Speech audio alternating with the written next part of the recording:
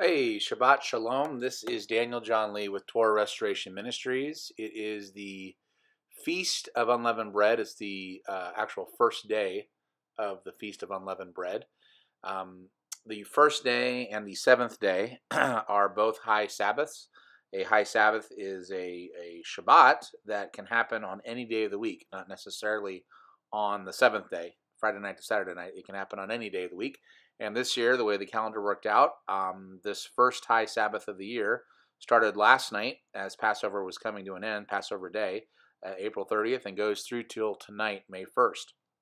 So it's a High Sabbath, very similar to a weekly Sabbath. You're not to do any work or business or anything like that, except with the exception, the only difference is that you are able to cook an elaborate meal if you wish. That is allowed, which on a weekly Shabbat, you're not supposed to cook any elaborate meals. You're supposed to have everything prepared before the Sabbath day. So it's the first day of unleavened bread for these next 7 days. Obviously, we're not to have any leaven within our homes, our cars, or anywhere around us. We're to eat unleavened bread all 7 days. The unleavened bread, of course, symbolizes the sinlessness of Yahshua, who is the unleavened bread from heaven that we are to partake of. He was the body that was broken for us.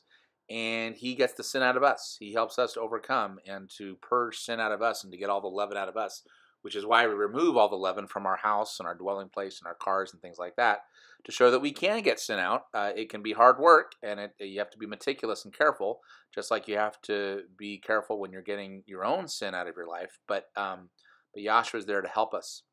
I wanted to just briefly talk about a discovery I just made. I've been doing this. This is my 17th year now to keep Passover and unleavened bread and first fruits because I started way back in 2001. But I just discovered something new.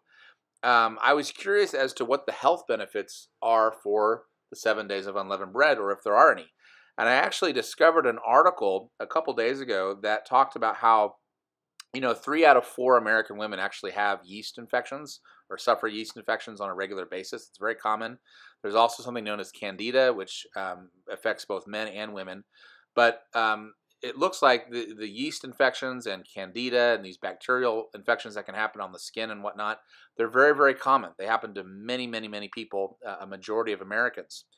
Well, a doctor actually discovered that if you, on a yearly basis, have 7 days where you've cut all leaven products out of your diet for 7 days, that does a really good job at flushing and cleaning your system and keeping you from having these yeast infections and candida and other bacterial problems that can happen because of leaven in your diet.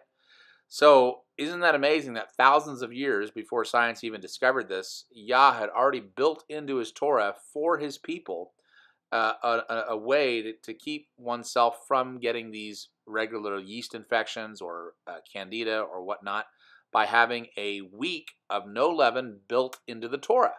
I just think that's so unbelievably neat and cool that there's this huge health benefit to having 7 days every year of not having any leaven. So as with any commandment in Torah, there is a huge health benefit to obeying the 7 days of unleavened bread.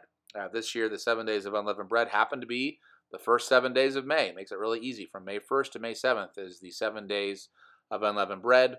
And of course, the Feast of First Fruits will be on Sunday, May the 6th, starting the Saturday night before. So, wanted to wish everyone a very happy Feast of Unleavened Bread. We are commanded in Leviticus 23 to have a holy gathering on this day, the first day of Unleavened Bread. So I'll be joining with my friends a little later today for praise and worship and to get into the scriptures and to fellowship and to gather together. But it's nice. It's very nice to have a High Sabbath right in the middle of the work week like this on a Tuesday. It's really a blessing. So I want to wish everyone a very happy first day of Unleavened Bread and a happy Passover week as these 7 days of Unleavened Bread unfold for 2018. Website is spiritandtorah.com. Shabbat Shalom.